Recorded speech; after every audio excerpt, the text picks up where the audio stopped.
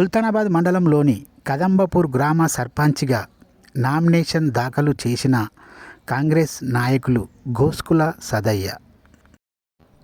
సదయ్య మీడియాతో మాట్లాడుతూ, పెద్దపల్లి జిల్లా సుల్తానాబాద్ మండలంలోని కదంబపూర్ గ్రామ సర్పంచ్గా ఈరోజు నామినేషన్ దాఖలు చేశాను.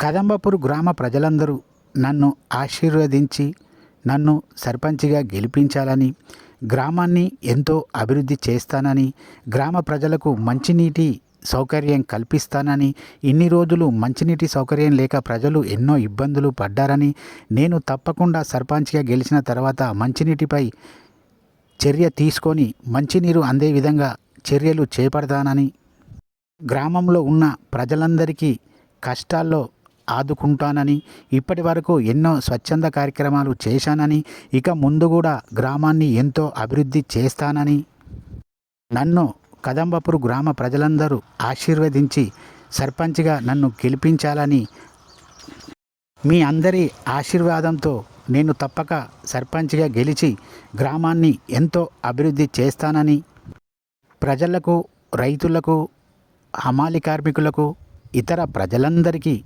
నేను ఎంతో సేవ చేస్తానని, తప్పక నన్ను గెలిపియాలని అన్నారు గోస్కుల సదయ్య. గోస్కుల సదన్న గారి నాయకత్వం వర్ధిల్లాలి, వర్ధిల్లాలి. గోస్కుల సదన్న గారినే గెలిపిద్దాం.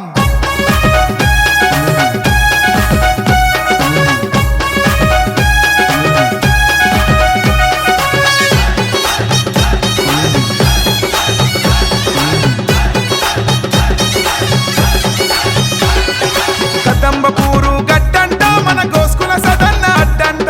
కదంబపూరు గడ్డంట మన గోస్కుల సదన్న అడ్డంట. కదంబపూరు అభివృద్ధి మన సదన్నతో సాధ్యం అంట. కదంబపూర్ గ్రామంలో ఈరోజు మరి సర్పంచ్ అభ్యర్థిగా నేను ఇలా నామినేషన్ ఇవ్వడం జరిగింది.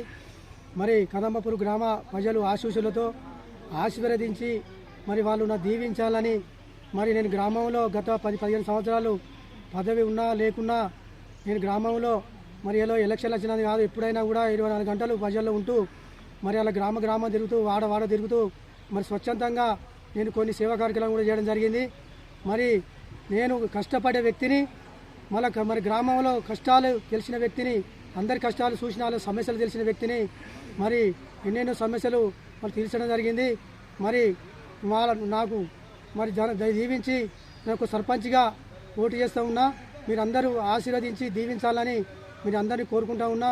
నేను సర్పంచ్గా గెలిచిన తర్వాత మన గ్రామాన్ని మరి అభివృద్ధి చేసి చూపిస్తానని, మీ గ్రామంలో ఏ సమస్యలు ఉన్నా కూడా ఏది ఉన్నా కూడా నేను తప్పకుండా ఇప్పుడు ప్రజల వెంట మీ ముందు ఉండి నేను గ్రామాన్ని అభివృద్ధి తీసుకెళ్తా.